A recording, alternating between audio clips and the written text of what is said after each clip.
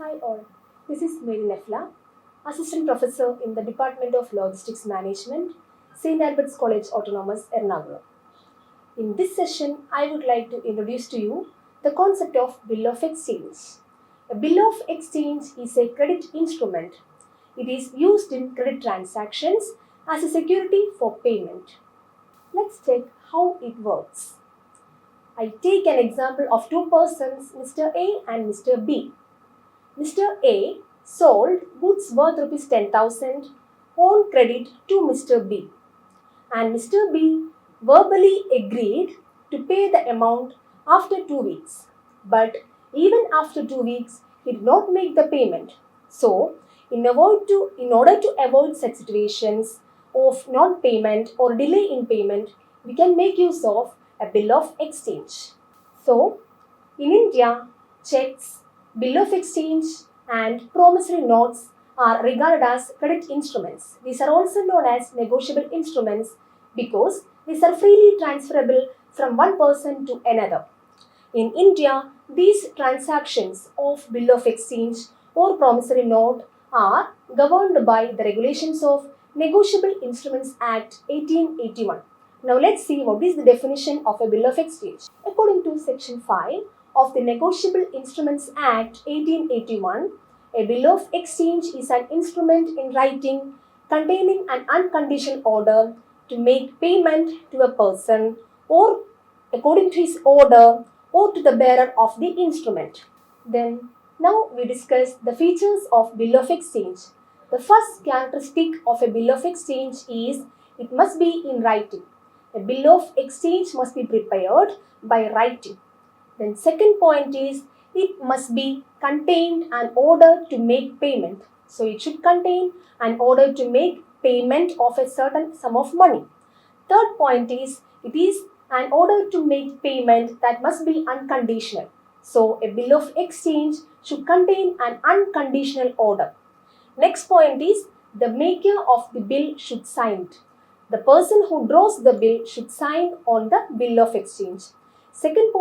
Next point, the sum of the money should be specifically instructed in the bill of exchange. The next point is the expiry of a fixed period, that date on which the payment to be made is to be contained in the bill of exchange. The next feature is it should be properly stamped as per the requirements of the law. So these are the features of bill of exchange. Then next we see what is the specimen of a bill of exchange. So this is the specimen of a bill of exchange. In this specimen we can see the various characteristics of a bill of exchange. The first one, it is duly stamped.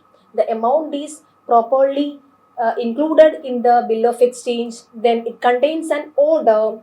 Then it is signed by the maker. Here Mr. Mahesh is the maker of the bill of exchange. So his name, address and signs are included in this bill of exchange. So this is the specimen of a bill of exchange.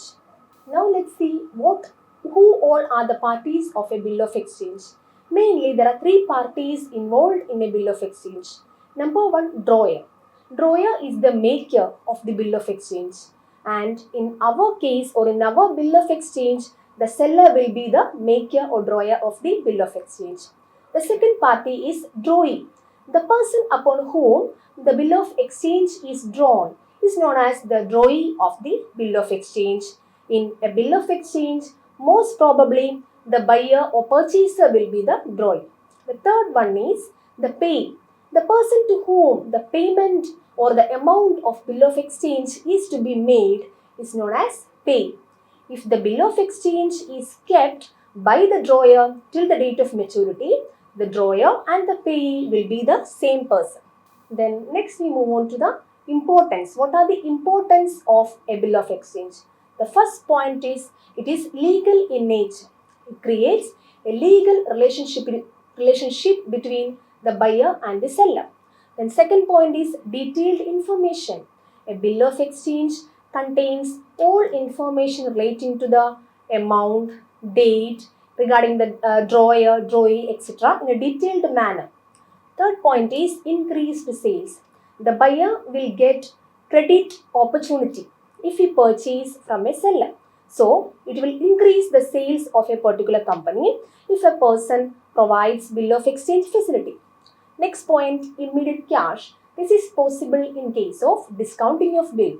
If a person or the seller or the drawer of the bill of exchange is in need of immediate cash, he can go to the bank and discount this bill of exchange.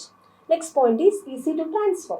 As we said earlier, a bill of exchange can be easily transferred from one person to another. Then next point is mutual acceptance. Here we will get a mutual acceptance between the drawer and the drawee. The last point is financial help. It will help in the financial accommodation between the buyer and the seller. These are the importance of a bill of exchange. Now let's check what is a maturity of a bill. Maturity or due date is the date on which the amount of bill to be paid. It is a specific date. For example, we drew a bill on January 1, payable after 3 months, then the maturity date will be after January, February, March, April. April 1st will be the maturity date. But in such case, we have to add 3 days, that is April 2, 3, 4. That is days of grace. So the maturity date will be the April 4. This is the maturity of the bill. Next is honoring of the bill. If the payment is made on the due date or the maturity date of the bill, that is known as honoring of bill. Next one, dishonoring of the bill. Dishonoring means if the payment is not made on the due date of the bill, that is known as dishonoring. And the dishonoring may take place in 2 ways, dishonoring due to non-acceptance or non-payment. I hope you all understood the session. Thank you.